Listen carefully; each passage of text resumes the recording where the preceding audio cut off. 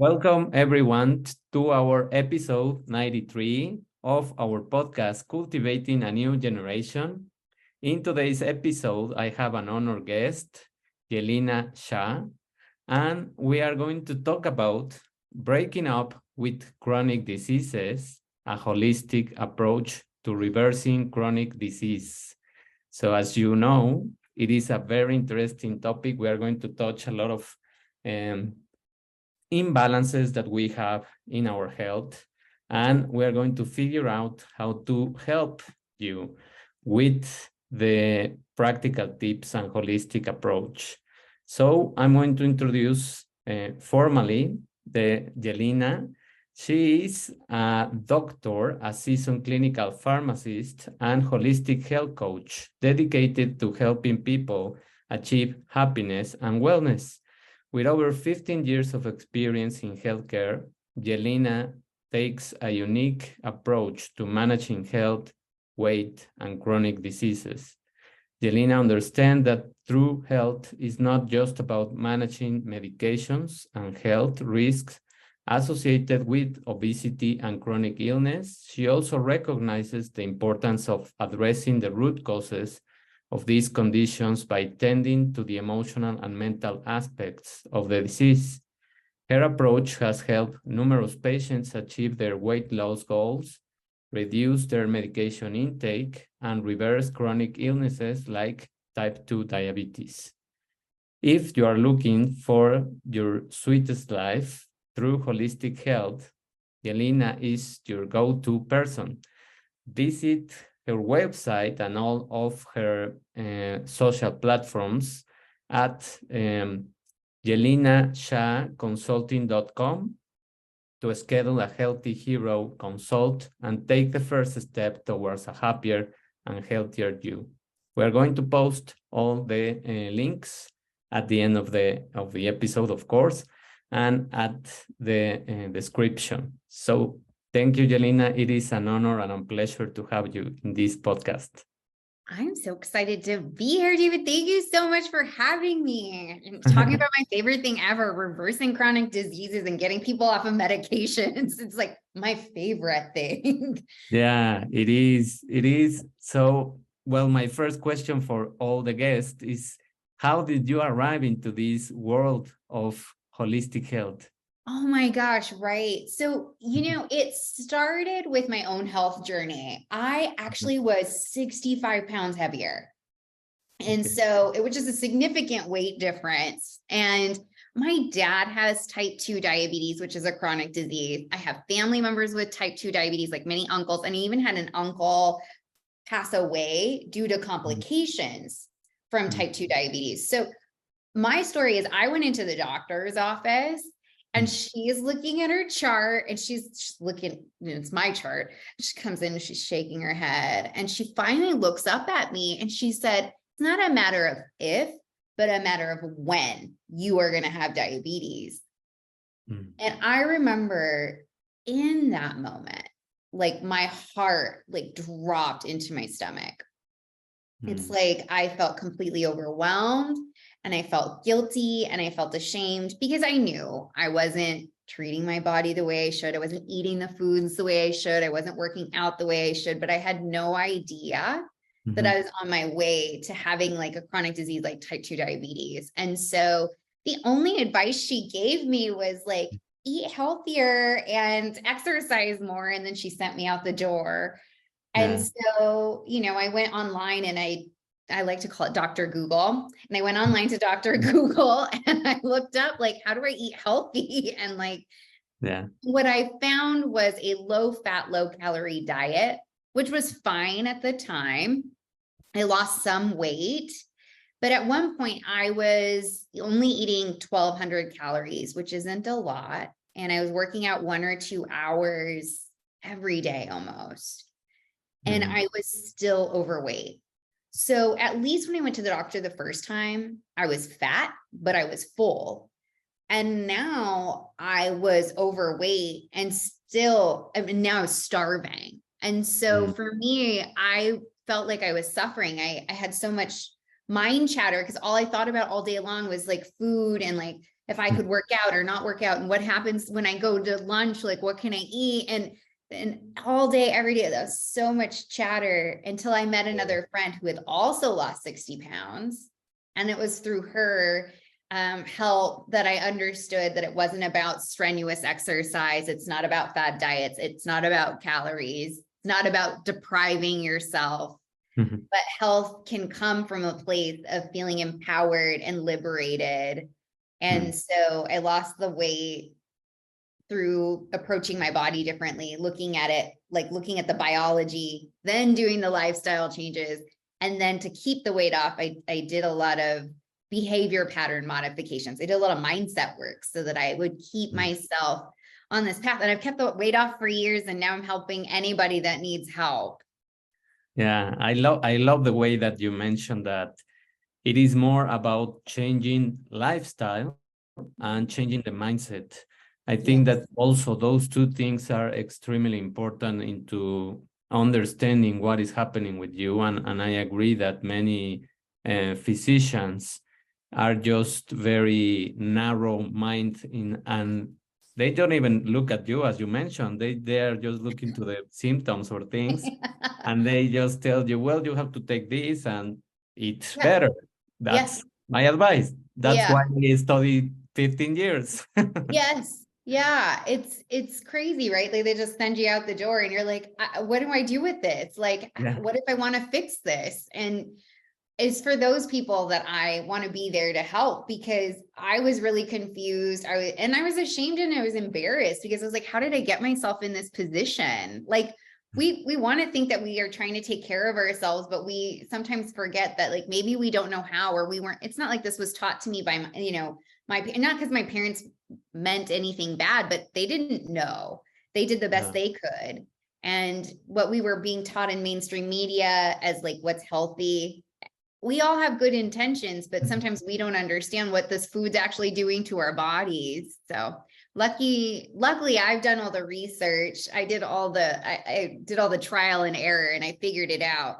So I started teaching people I was working with, because I specialized with people with type 2 diabetes. So initially as a pharmacist, people would come to me because the doctors would send them to me because they're like, you need to fix their insulin dosing. And then I was getting them off their insulin, because when I started to teach people what was happening inside their body, and then teach people that we have to pay attention to our social factors, our psychological factors, our mental factors, our spirituality also plays all into this, like into our whole body.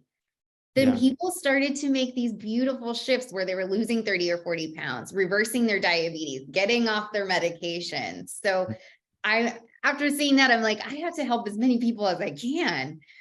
Yeah, I completely resonate with that because, I am a biochemist as a major. So, and I taught a lot of nutritionists and physicians biochemistry, and explaining all the pathways and the things that happen is just mind blowing for them, for the ones that are interested, of course, because many sadly are not, and they are just trying to pass the subject, and that's it.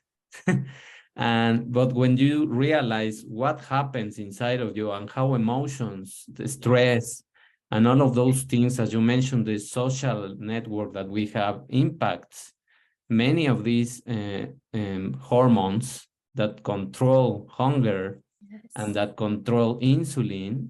Of course, that's when you open your eyes and you see that it's not just the food, it's not just exercising, it's not just the simple things that they want us to believe. And as you mentioned, mainstream media is just trying to deceive us with these healthy options that are labeled. Yes. And all over the label, you can find a lot of sugars, a lot of things that are not good, no? And chemicals. Yes. Yeah. What do you think about that, about those healthy options? As a fellow biochemist myself. Yeah, my major was also biochemistry. So you're a kindred spirit to me. I am mortified sometimes by the things that people are eating, which isn't real food. I really have this belief that if your food should be 1 or 2 steps away from how it originally was. Yeah. So, if your food is more than a couple steps away from how it originally looked, it's too processed, in my opinion. They've done too much to it. So, because a box of cereal doesn't grow out of the ground, and so it makes me want, like, what did they do to this? And I had a client the other day, and he was eating keto friendly bread. Now, the premise of the keto diet, right, is you're not supposed to have any wheat. And if you don't know, you're not supposed to have any wheat. And it's very specific about carbohydrates. And so the appeal of a keto bread is that it's supposed to be lower in carbohydrates. But when I asked my client, I said, listen, can you pull that out of the pantry and let me know what is the ingredient on there? And he was like, modified wheat starch. And I'm like, well, I'm gonna tell you right now, that's not keto. That's already not keto. Because wheat is not, wheat and starch are 2 things that aren't really promoted in keto. So I'm like, what are we eating? And why are we eating modified wheat? Like, what did they do to modify it? Like, I am concerned. Like, eat real bread. If you're gonna eat the bread, eat real bread. But because it's interesting, right? Like all this stuff that they put in there, and they engineer things to hijack your taste buds, to hijack your brain. Like we really do. I don't know about you, but like, I think this is everybody. When they put bread on the table, like warm bread on the table, and you put the butter on there, and then you put it in your mouth. You know how my mouth's already watering. You know how like you just like for a moment, like you feel so like your whole body feels so good. It feels euphoric. It feels like bliss. But that's because we have a chemical in our brain called dopamine, which is a pleasure hormone. So it's getting released. So these food companies know all about that. So, we can't put it past them that when they're figuring out the science of food, that they're using it to their advantage to sell more. You know? Exactly. And you're not safe no matter, like, even if you're vegan or whatever. I just read this article today, David. They're doing plant-based Reese's peanut butter cups. Those candies. Listen, don't get me wrong. I love a Reese's cup. I do. Everyone, you have to indulge every once in a while, but it's funny because people that were vegan before couldn't eat those foods. And I say this to say that like our food industry will change and adapt to what the masses are doing. So if most people are starting to eat plant-based, they will start to manipulate food to fit into plant-based. Like they're manipulating food to fit into keto because keto was popular. So we as a people really help dictate what food we are wanting to put into our bodies. So it's important for us to put our money to spend intentionally on foods because they'll cater these because they want to fill their pockets. They don't care about your waistline, or your arteries. And so, because their sales are expected to go up by quite a bit when they sell these plant-based, Reese's cups. But it's like a lot of times these people that are vegan, maybe they're eating more, at least back in the day, because vegan food wasn't as available. They were eating more from home. They were eating things that were closer to, what looked like when, right. So where you get where I'm going with this, right? Yes, completely. And I totally agree. And I'm teaching my daughter that she's just 8 years old. And I try to teach her to read the labels, even though she doesn't understand some of the things that are there. I try to explain her as much as possible what is those kind of chemicals. And I just tell her, well, this is just another name for sugar. Yes. But they just disguise it with a chemical fancy term so that they can confuse people or just it is a synthetic artificial sweetener. And those are the worst, I think. I agree with you completely. what it does, it's so interesting what it does, because a lot of people are not aware that when you eat the fake sugar, there's a couple things that go on that is so problematic. Like some of my patients with diabetes, for example, they would eat the fake sugar thinking that their blood sugars would stay down because it's not real sugar, but their blood sugars would spike. And they couldn't understand why. And I explained to them, your taste buds, the minute they taste the sugar, it Yeah. sends, your brain sends a signal to your stomach like, hey, sugar's coming down, we're getting fed. And then when your stomach is like, okay, we're waiting, and the fake sugar Yeah. comes down, it's like, we didn't get any sugar. So then it sends a signal back up to the brain, and the brain's like, wait, we didn't get any sugar. And so then it tells your body, hey, we didn't get any sugar. We need you to send more food down. So people tend to get overweight because then they tend to overeat because they thought they got something that they didn't. Yeah. And there's neurotoxins, like it can kill some of these, like these little transmitters in our brain on top of it. Like, listen, I don't need anything extra to help me not be able to function or feel foggy brained. Like, so I was drinking diet soda all the time, and then I stopped, and I actually lost 5 or 10 pounds just from doing that. Yeah. And it is just 1,000 or 5,000 times more sweet or sweeter Mhm. than the regular sugar. So, Yes. and what happens also in the body, and I also just explained this to some of my friends, is that not only your brain detects that this is not real sugar, but your cells are detecting through another receptor in the Yes. membrane that is becoming activated, and that it is very, very close to the one of the transporters of sugar, Yes. that there is an artificial sweetener, and it attaches to the receptor, and it activates indirectly the GLUT receptor of sugar, of glucose. So then it opens the channel, glucose goes in, and you feel that you are needing more sugar. Yes. So you are having a hypoglycemic shock Mhm. because of that artificial sweetener binding Yes. to the receptor. So that's amazing for how do they perform these disguises and how it affects our own hormones. No? Yes. It took me years to figure this out, because like I was on this journey to lose weight, to get healthy because I didn't want diabetes. Mhm. And it took me years to figure out that it's all, weight loss has everything to do with your hormones. And the food is a part of it, but not in the way that we think. It's not the calories in, calories out.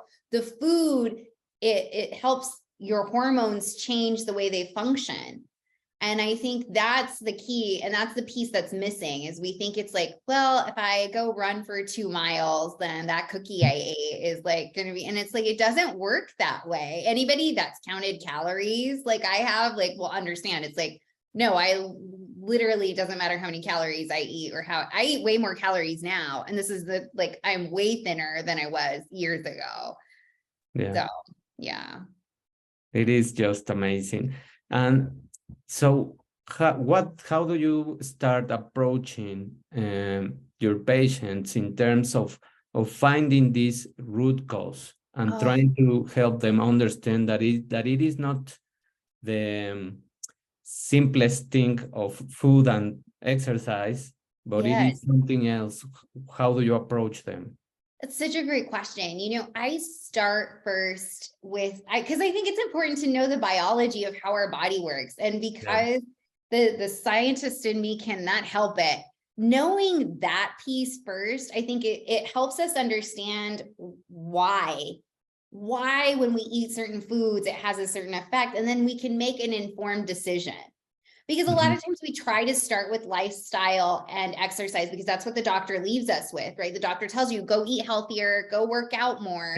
And Yes. we're doing it, but we don't know why or what it's doing to the body. But if we understand what the food is doing, we can automatically internally make different decisions, because we're like, oh, do I really want to eat that? Because I know that's going to cause my insulin to go up.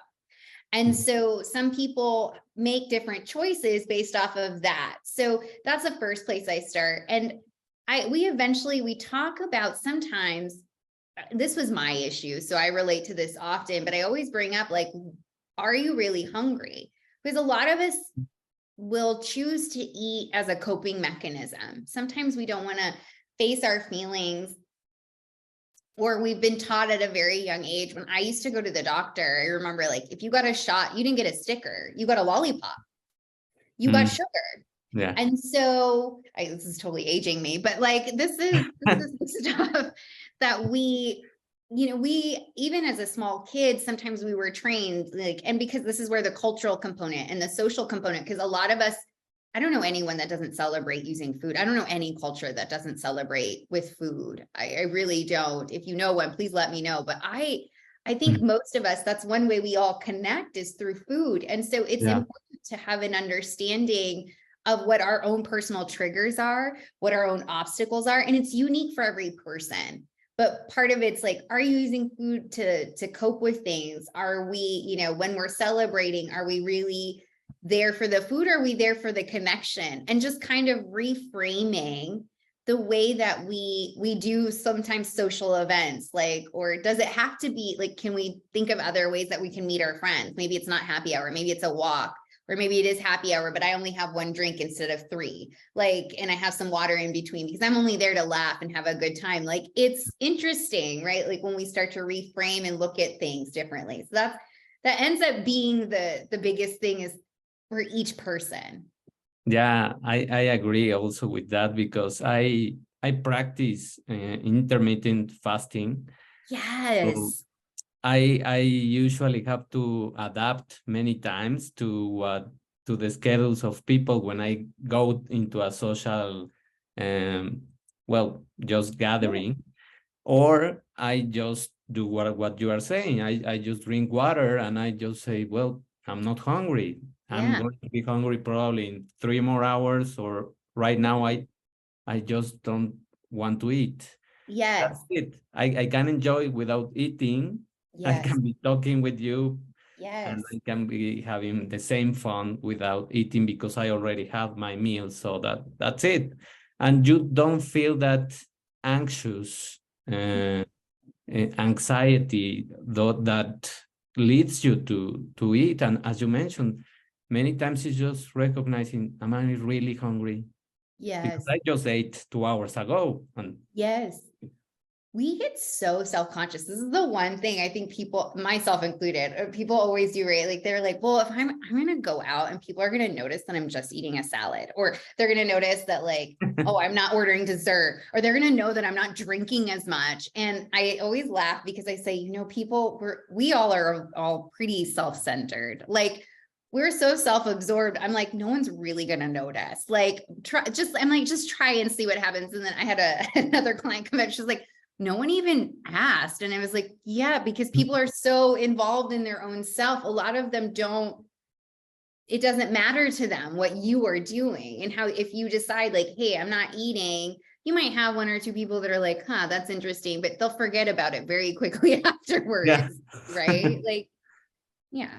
Yes, and just this is just boundaries Yes. for you, and just trying to be respected for what you believe in and what is good for Yes. you, what is good for your body, which is also going to regulate your own hormones. Yes. Yeah. It's all about, it's like having integrity with ourselves. Yeah, Can we keep a promise we are really good a lot of times to keep promises to other people, but we're not great about keeping promises to ourselves. yeah, And when we stand in integrity, like you're saying, like, I promise myself that I'm going to, eat in a more clean way, or I'm going to do something. And then when you honor those promises, you rebuild the trust with yourself, which is a lot of times what some of my clients have to do, is rebuild trust with themselves and the integrity with themselves. So, yeah.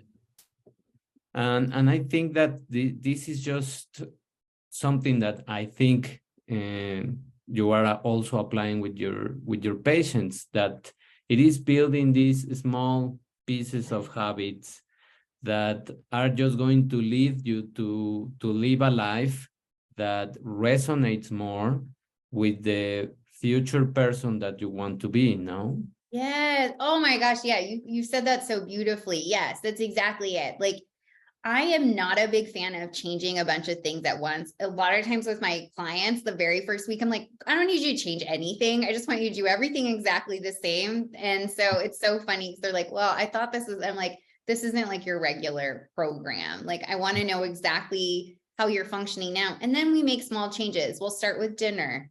And then we might move up to, but it's funny because the other thing is then motivation is funny, right? We always think we have to be motivated first and then take action. But the truth is, it's actually the other way around. You take the Exactly. action first, and that leads to motivation. Because it's when they start losing the weight that they're like, oh man, I really can do it. I'm going to see. Or when you start the intermittent fasting and you do it for 16 hours, you're like, I wonder if I can go to 17. And when you see that, like, you start to like, when you see the weight loss or when you start to feel a little better, you start to push yourself further Yeah. after the action has been taken. So I think people have that backwards. Yeah, that is really what happens, that people understand things the other way around just because the mainstream and the industry tries to creates a narrative that Yes. is motivation and then action, and it is not that that way. It is just doing these simple things like you mentioned. Probably sometimes it's just realizing how much you are eating, because Yes. when people start noticing, make a list of the things that you are eating, and doing that list is going to just um show them in front and making them witness how much food are they eating really, and they don't even notice that. No. No, it's completely mindless or unintentional. Seriously, Yeah. it's like with your intermittent fasting. I'm not sure if you have to ask yourself, how many times was I snacking? Yeah. Right? Like, you don't even realize how many times you might have been snacking until you take the time to not eat. Like, when we have that period, you're like, wait a minute, I'm not going to eat this popcorn, but I used to eat it all the time. Or like, we we can adjust very easily, but a lot of us do things sometimes out of just, we're mindless about it, or not, we're not intentional. And sometimes part of it's shining a flashlight on that is like, do you Yeah. really need this right now? Is this really helping or serving you? And also upgrading our own systems, just like a computer, just like a phone. I think every few years we should take inventory and upgrade old thoughts, because some thoughts we have may no longer be serving us. And it is time to do a download and an upgrade. Like, so that's Yeah. part of the other thing I like to go through is, are these thoughts still serving you? Yes. As you mentioned, this is just something that is very funny, because I also had that shock when I just turned into this intermittent fasting program, that I was just emotionally hungry, or Yes. just uh, how would I say, program to be Yes. hungry, program to be hungry, when in fact my body right now just doesn't tolerate these snacks, because if I eat it, sometimes I have done it, of course, Mhm. I just don't feel good. It Yeah. my stomach is already used to resting, to Yes. replenishing to that time, because digestion takes a lot of time. Yes, it really does. And another piece of that is, so many of us have become so far removed from our bodies. When Yeah. we become intentional about feeling in our bodies, like, that's the other thing I love to teach my clients, is pay attention to how you feel after you eat a meal. Sometimes it's as simple as that. Like, 2 hours after, there might be some people that are like, I had a headache, I felt really sluggish. And I'm like, what did you eat? Because we're so used to sometimes feeling a certain way or not paying attention. And these things are important to pay attention to. Like, Yeah. just like you said, now you're more attuned. Like, you may not have noticed that before you were eating these snacks and your body was maybe feeling not as great. You just didn't notice. But now it's like, you really can tell a difference because you're more attuned with your body, which is Yeah. amazing.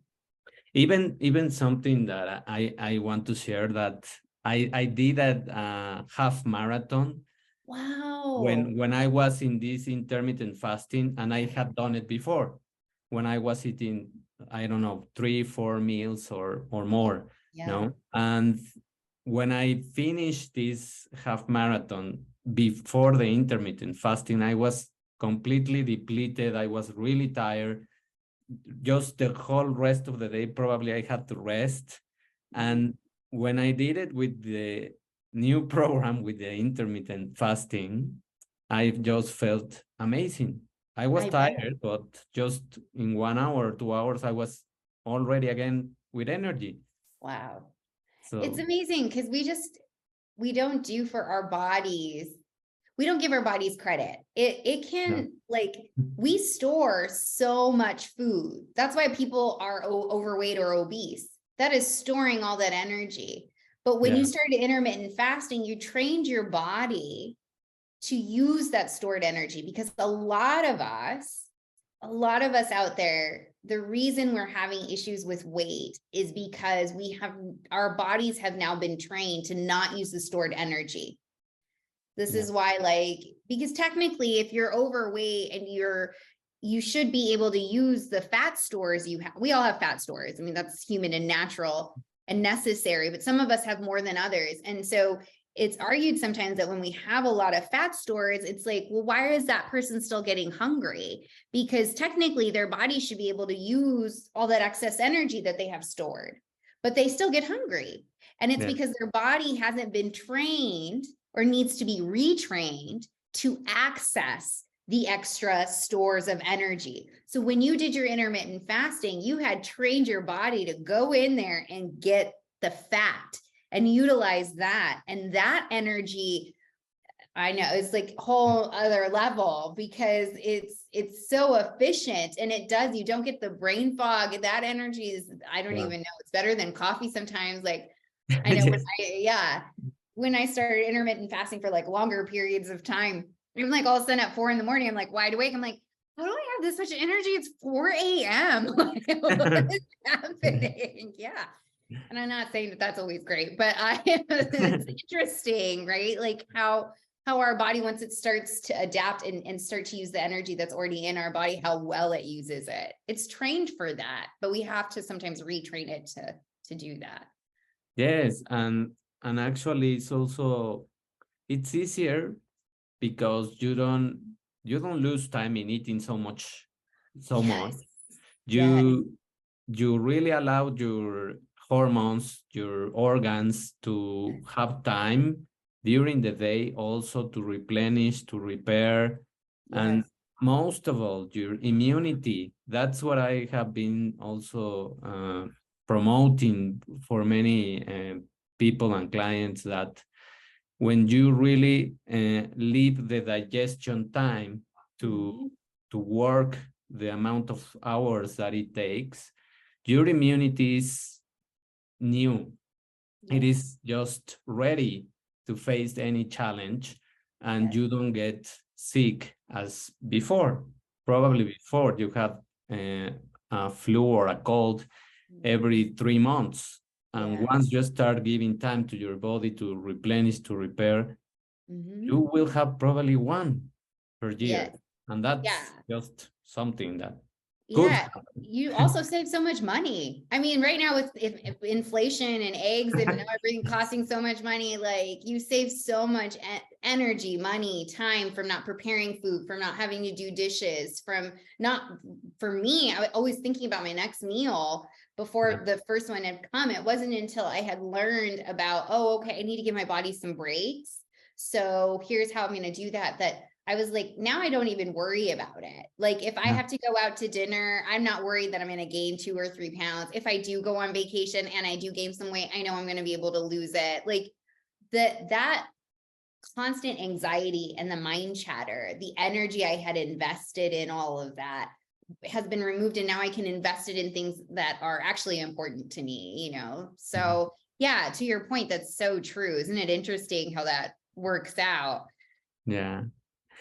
What can you mention about the seasons, the seasons that we live also with nature. For example, spring and winter, that also our hormones and circadian rhythms change. Yes. So that's something that for me is really uh, gives me a lot of curiosity, because in winter most of the people, including the ones that perform this fasting, gain weight, and this is normal. This is Yeah. weight that is going to be used because we are facing cold. Right. We have to give we just have to give ourselves a break. I think Yeah. we see so much stuff on social media and we have so many images thrown at us of like what's considered healthy and what's considered good. And really, we should be the barometer of Mhm. what feels good for us. So, it is interesting. Like this, you bring up the circadian rhythm, which is the internal clock that we have. And I do think that we are meant to adjust and fluctuate. It is part of life. And we're going to run into times in our lives where you're going to be feasting more, and times of your life where you may be fasting more, and both have to be okay, because it's not going to be even all the time. It's like a seesaw. It's going to like go up and down depending on what's happening in your life. And the seasons are no different. Sometimes some people are a little more stressed out in the winter compared to the summer. And like we have more time to be outside and more time to do things in the summer versus in the winter when it's cold and you don't really want to go for a walk with your dog because it's snowing. And Yeah. so I do think like part of the season stuff too is our bodies we have grocery stores now. So it's a little hard because it's kind of hard for our bodies, because it used to be like in the spring, right? We would get all the fresh fruits and you would get all the juicy stuff, but now we get fruits and stuff all throughout the year, where you wouldn't have them before.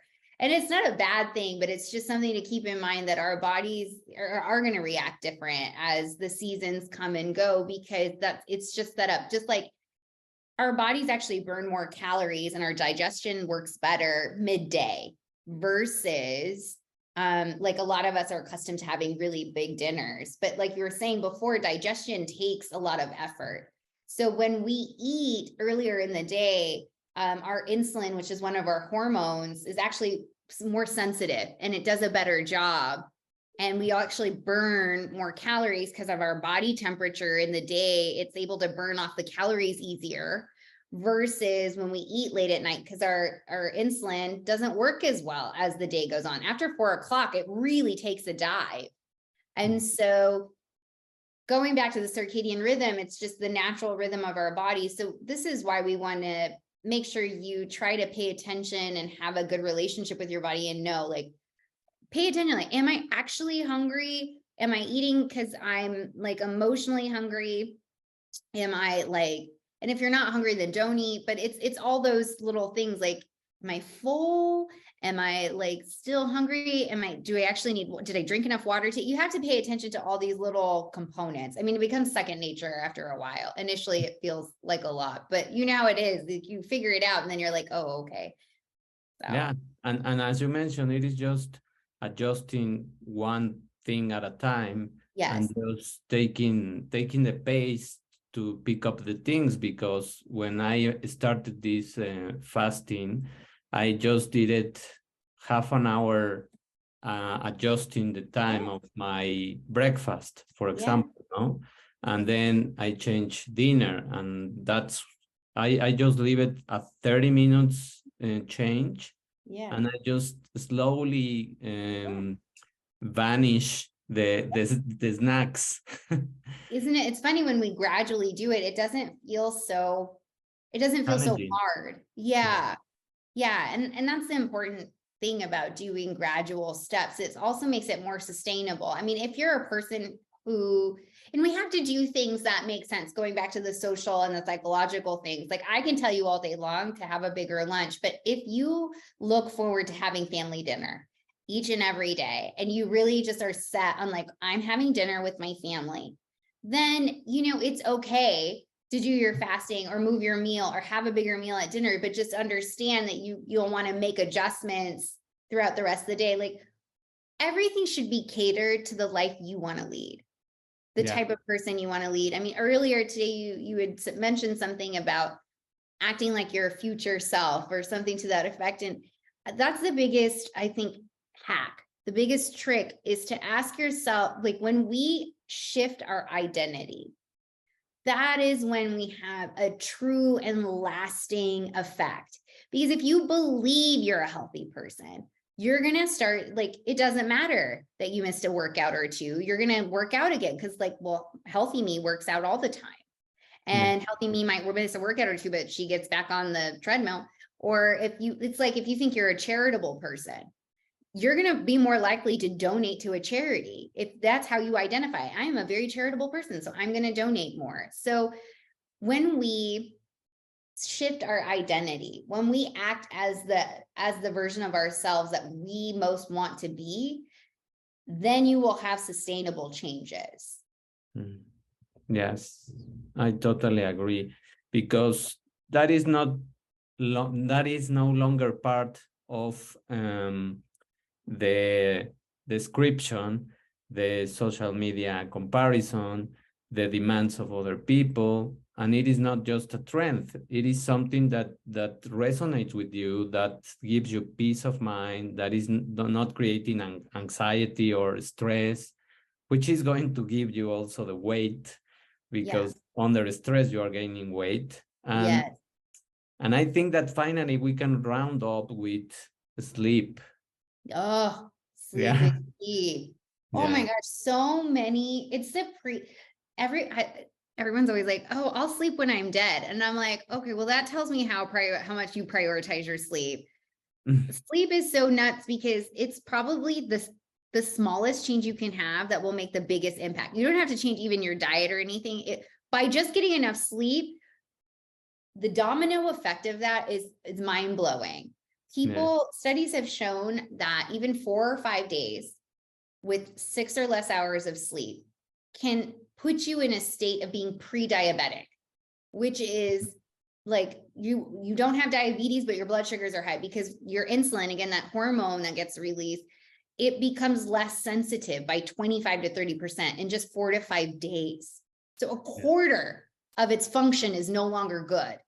So you think about it that way, and that's just 4 or 5 days with less sleep. People are not sleeping, they're scrolling on technology, they're watching TV, they're doing all these things, and they're like, oh, I'll get to sleep later. And everyone knows that it's good for you, but it really has also impacts your hormones. Like you wake up in the morning and yes, right? Foggy brained. And also, what are you craving? You're probably craving donuts, bagels. You're craving all those foods that are super refined, full of sugar, because your brain and your body needs a quick burst of energy. So we are going to crave the foods that we normally would not crave if we had enough sleep. So that's one of the ways you can get rid of cravings. You're not going to have like chronic diseases, high blood pressure, all of these things, because we are giving our body time to rest. Also, even just 12 hours without food at night, what happens at night is our brain accumulates a bunch of toxins. So assuming that you don't eat at night and you sleep for 8 hours during that time, what happens in that 8-hour time period is it clears out all the toxins that have accumulated throughout the day in your brain. Like, because our body needs time to rest and to be able to take out things that aren't serving us. And also it's like how we get memory. It helps our cognitive function. It helps us, we don't have as many accidents happen because our coordination goes down. You can't focus or think clearly when you haven't been sleeping. It's interesting, like our memory is affected because we don't have the time when we're laying there to download all the stuff that we had input throughout the day. Yes, it is something that many people don't realize, that just one activity, that is an activity, first of all, because many people don't consider sleep as an activity, and it needs, your body is the activity that needs to have time to give you the best day in the morning. If you don't do it, it's like, well, try not working for a week. And then just tell me, how are you going to support your family? So your body needs the sleep in order to Yes. give you all the ATP and energy and things and cleaning your brain Yes. to give you that performance. And that's something that I just recently listened to a guy that is specialized in technology, and he dared to step into the realm of biology and telling people that people in according to your microbiome, you can just sleep 4 or 5 hours. And I just Oh, said, that's not real. And when I researched this guy and I just found out that he was more specialized in technology and in buying companies and things.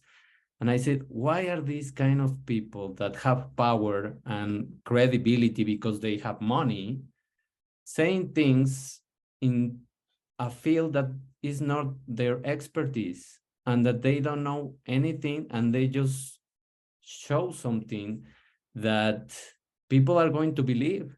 They are yeah. going to believe that because it is being given by a person that has money and Mhm. power, and it is respected in his field, Mhm. but it is not mixing things and trying to just tell people things that are not real, because we know that in spite of your microbiome that is also related to your sleep, Yes. you need that. You need the 7 to 9 hours. That's the most or the Yeah. longest research and proven science that many specialists of sleep and of metabolism, Yes.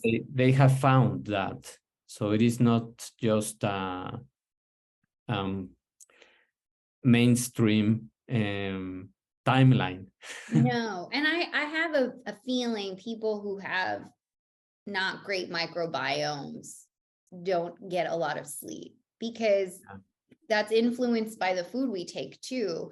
So because like a lot of times, and it influences, again, if we're eating more highly processed foods, or it's a cycle. If you aren't sleeping and then you're eating all this processed food or high sugary food, it affects the bacteria that's in your stomach, and it's going to turn over to be more of that bad bacteria. And then I wouldn't be surprised if there is an association of people with less sleep and not a great microbiome in that sense, but because I do think it feeds into each other, kind of like what you were talking about. There is a component, but to go around and say like, well, your microbiome determines how much sleep you have, that's too simplistic. Like that's not how.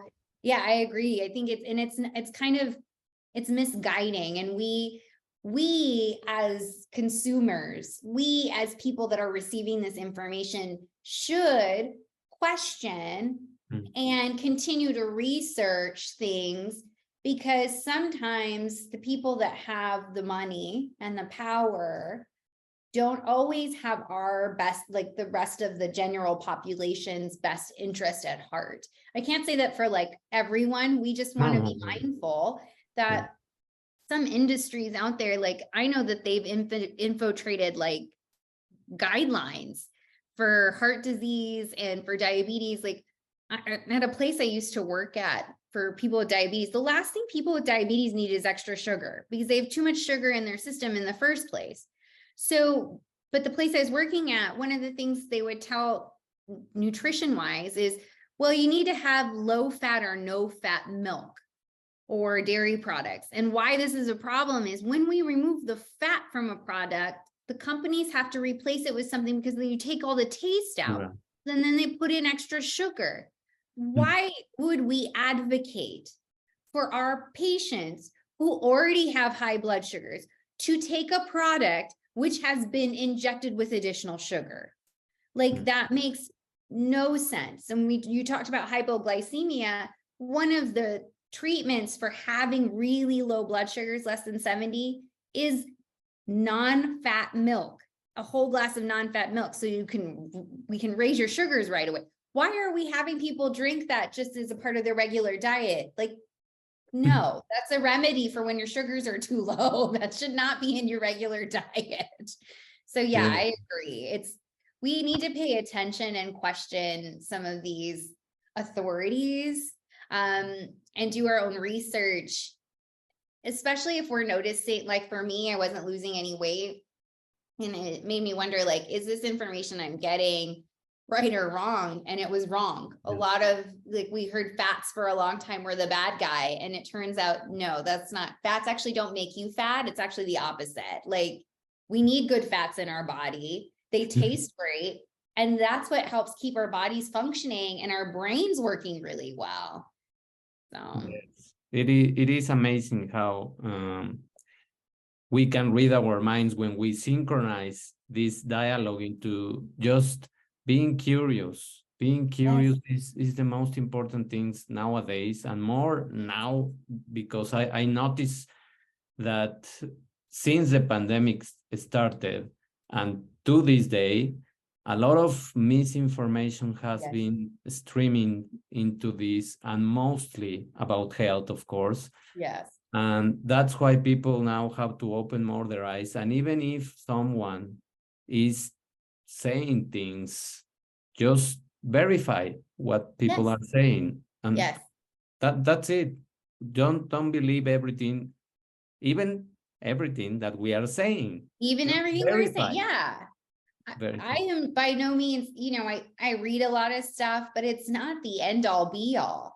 And yeah, of course. it is, and that's the thing with science. I think people need to remember is we think science is a true science, like it's straightforward, but the truth is science is way more of an art. Yeah. It's true until it's not anymore. Changing. It's true until someone comes along and proves that it's not true, or that there's something deeper, because we're always like questioning, and this is why we're always experimenting, and there's like all these hypotheses, and things are so different because we might think things are one way and we prove it to be that way until someone comes along and proves it differently. So it's an art, and there needs to be some grace, and we're trying to figure things out. It's not exact. I think people think it's so precise, and it's not precise. Yes. Yeah. And I think that with this we can just wrap up the conversation, because I think that what people have to understand is that there is no one big formula that will work for everyone, and every single individual is a very specific case, is a very specific lifestyle, and it has to do more with this holistic approach that you are mentioning. So how can you just in an idea just recommend people to understand about these chronic diseases and the root causes of them? I think the root cause has a lot to do with understanding why we're participating in certain behaviors. So the root cause, maybe you're snacking. Maybe the root cause is you have a lot of emotional stuff that you are not wanting to come out. Maybe the root cause is going to be individual to every person. Maybe something else is going on. And at the end of the day, it's a big question, because the root cause is really dependent upon the person. And going back to what you were saying about us all being individuals, we are all unique and we are all special. And even though we all are connected and we have a lot of similarities, sometimes you can use other people's similarities to see if maybe something of that same nature is what's affecting you. And that's kind of what you kind of have to piece out to put the puzzle together for yourself. And that's where I can come in and help, because I have helped so many people. And when we identify your personal struggles or triggers, I can talk about, like, I've really streamlined, because I've seen this so many times. I'm able to help people really streamline, because they don't have to go through the trial and error I went through, because I went through it myself. I've had hundreds of people go through instances themselves. So even though I haven't gone through it, I know probably someone who has, and we can piece together your perfect formula, your individualized, personalized formula to get to the root cause of what's, what may be causing your chronic disease or your weight gain or whatever it is that you're struggling or suffering with. Yeah. Thank you. Thank you, Jelina, for enlightening people to take a journey in their own lives and to just be curious, to embrace their emotions, to embrace their own nature and rhythms, and to discover that chronic disease is just self-made. Yes. It is a decision of not caring for you, that at some point in time, whether the circumstances or the external environment triggered you to go into that way, but it is something that can just reverse and Yes. that can be healed. No? Yes, that's so beautifully said. Yes, I think the chronic disease can be, you know, it can be a choice. We just don't know it is one until we are made aware. So yes, the more we raise this awareness, then it can be more of a choice.